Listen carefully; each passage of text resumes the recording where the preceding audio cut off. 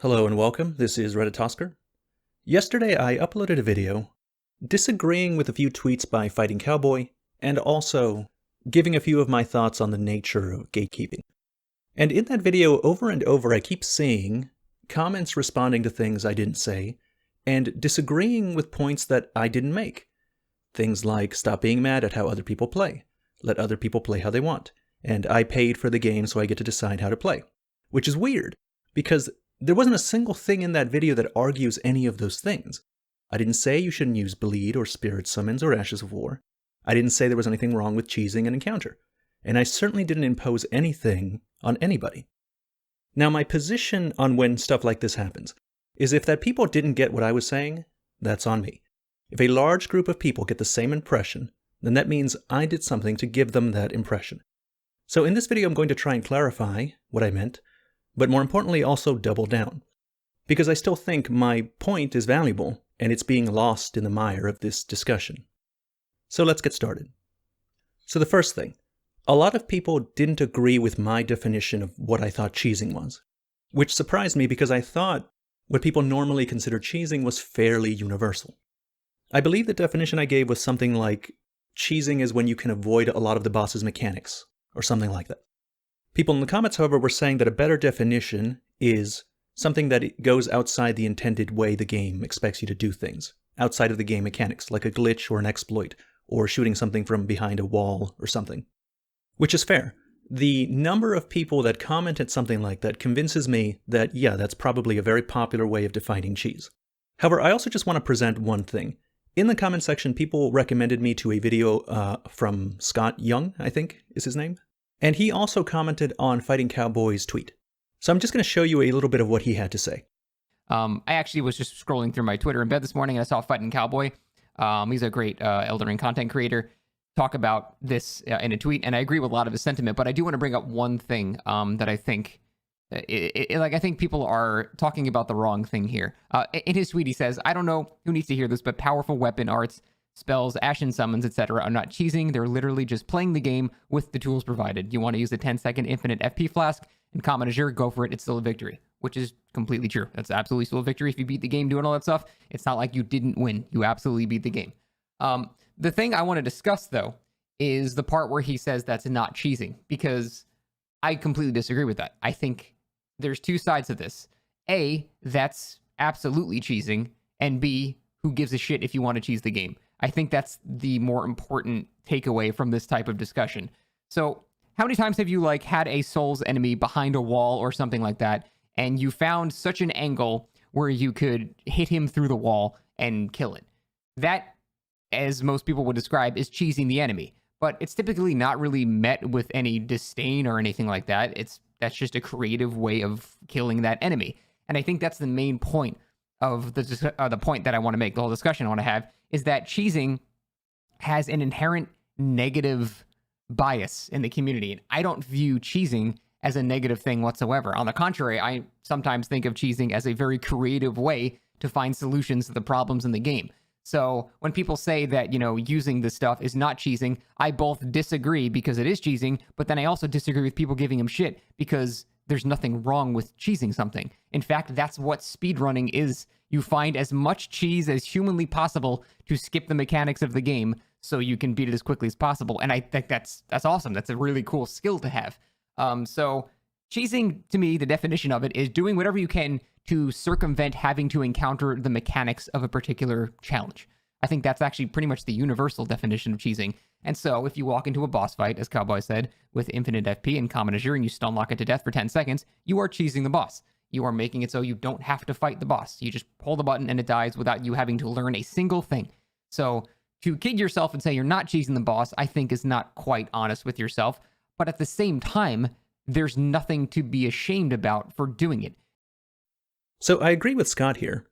And I agree with him because almost word for word, actually, he says a lot of the same things that I say in my video. He says that he agrees with the sentiment of Fighting Cowboy's tweets. He says that cheesing a victory is still a victory. He goes on to give a very similar explanation of what he thinks cheesing entails, namely doing whatever you can to circumvent the mechanics of a particular challenge. And finally, he goes on to say the point of his video, which is, even though it is cheese, you shouldn't give people shit because it's cheese. And all of those things are things that I agree with. In fact, I agree with them so much I put them in my initial video. Okay, my point here is that the large number of people that took issue with how I was defining cheese means that there's probably something wrong with that definition by itself. But clearly it's also not that uncommon, because Scott Young came up with pretty much the same definition, and he also thought that that was a rather universal definition that a lot of people hold. And if you look it up online, what you find on dictionary.com is, in a game, especially a video game, to win a battle or round by using a strategy that requires minimal skill and knowledge, or that exploits a glitch or flaw in the game design. So they're using both definitions, both the one that Scott came up with and the one that people were saying in my comments. All right, that's out of the way. What I didn't consider is that the word cheesing has negative connotations on its own. And by me saying something is cheesing, people are assuming that I think it's illegitimate. And it doesn't seem to matter how many times I said in that video that it's totally legitimate, and a win is still a win. So, let me just make it really clear so that it doesn't happen again. I don't care if you cheese the game. I don't care if you cheese it using the game mechanics, like in Scott's definition, and I don't care if you stand outside of a boss room and shoot arrows at it, like in the definition of some of the comments. I don't even think cheese is actually not intended. Common assure and the FP physic is definitely intended, but I still think it's cheese. There's nothing wrong with cheese. Cheese can be delicious. Cheesing can be fun and creative. And if you cheesed a boss, you still beat it. You got the rewards for it, you got the souls for it, the runes for it, and the screen says that you beat it. All right? We're clear? Good. Next point. In his last tweet, Fighting Cowboy talks about powerful weapons and spells and how they are there by design. And he's right, 100%. And I also said that in my video. There are tons of overpowered weapons, Ashes of Wars, and spells. I think it's clear that From Software wants you to have access to these awesome weapons and spells by the end of the game. So why am I disagreeing with him? Well, it's because his tweet is too final. It doesn't leave any room for exceptions, and I think there are definitely exceptions. Taken at face value, this tweet doesn't let me criticize game balance at all, in any situation, because I'm fooling myself if I don't think it was by design. I'm not saying that your favorite weapon or Ash of War is unintended. I'm saying that it's possible that some things aren't working as intended. And I can prove that, because they nerfed Mimic Tier, which doesn't have anything to do with PvP. That nerf implies that even though they want you to be overpowered, they still care about game balance. There are limits to how overpowered they want you to be and in what ways. Now, why did I get backlash for this observation? Well, it's because of the cheesing thing in the beginning. I was taking this tweet as an independent statement, when he was actually using it as part of his original point as evidence that intended mechanics aren't cheesing. I missed that, because it didn't occur to me that people could think that something wasn't cheese just because it was also an intended mechanic. My disagreement was doomed from the start, because I was using a definition closer in line to the one I showed at the start of the video with Mr. Young, and not the one that a lot of the commenters were tuning me into, and probably certainly the one that Fighting Cowboy subscribes to. So, clearly the whole thing was a misunderstanding. Okay, let me reiterate so that there's no confusion. Overpoweredness in late-game characters is definitely intended by design. But I don't think that's a good defense if I criticize something for being broken, because it might not be working as intended. Not everything happens by design. I'm sure that Fighting Cowboy knows that, and now I realize he was making this statement in conjunction with his point on cheesing. Okay? Alright. Last point. Let's talk about the final part of my video, because that's the one that got the most backlash. The point I was making is that the first time I play a Souls game, I try and play without looking stuff up. I like going through the game organically and building up my character slowly without having some YouTuber tell me how to beat bosses without ever entering the arena or what weapons are overpowered and how to get them easily. Not even because I don't want to use overpowered weapons, I probably do, but because I want to find them and decide to incorporate them into my build without outside input, so that in that way, it's my idea and nobody else's. I think there's a lot of value in that. I think that's a valuable experience. I've played these games in a lot of ways, including looking up everything and using the strongest strategies, and consistently, the way that I end up having the most fun is to play organically, and without guides, the first time regardless of build. I know that not everyone is going to enjoy playing like that. I promise you don't have to keep reminding me.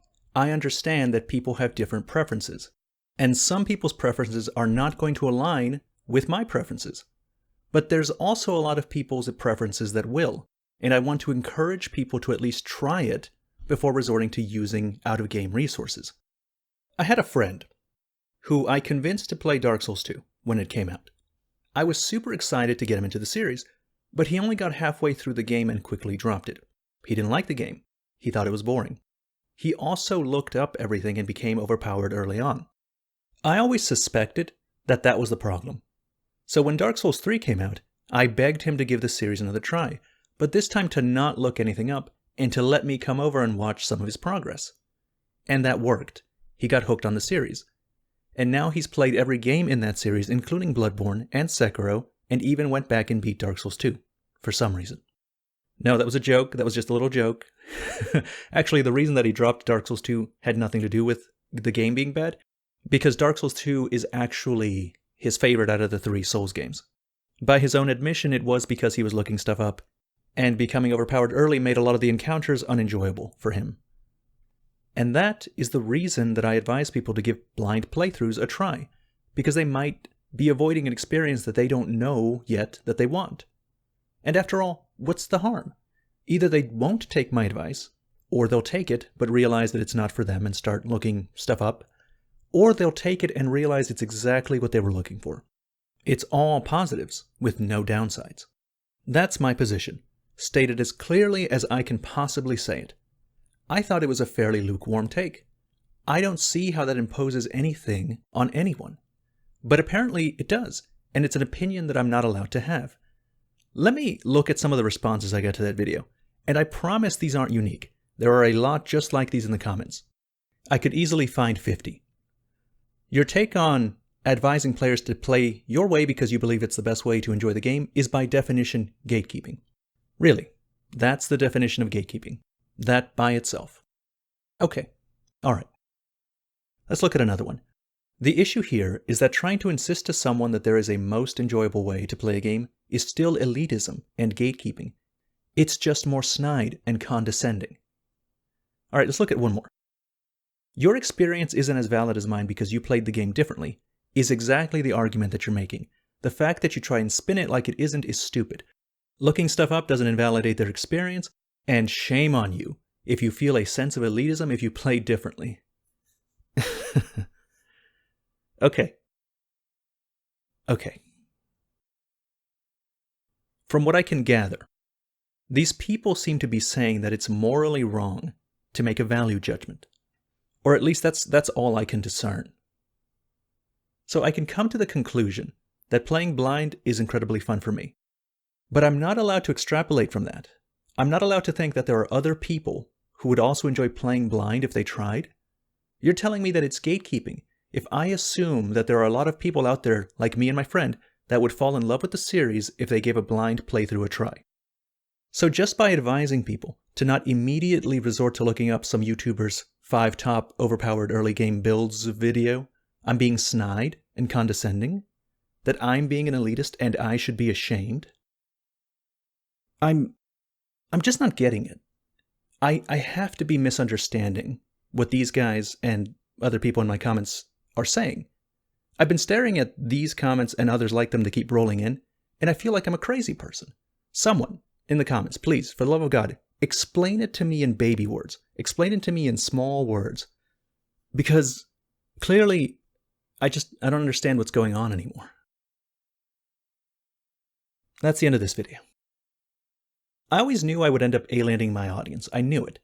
But I didn't expect this issue to be the one to do it. Like, this was a far more emotionally charged issue than I thought it was.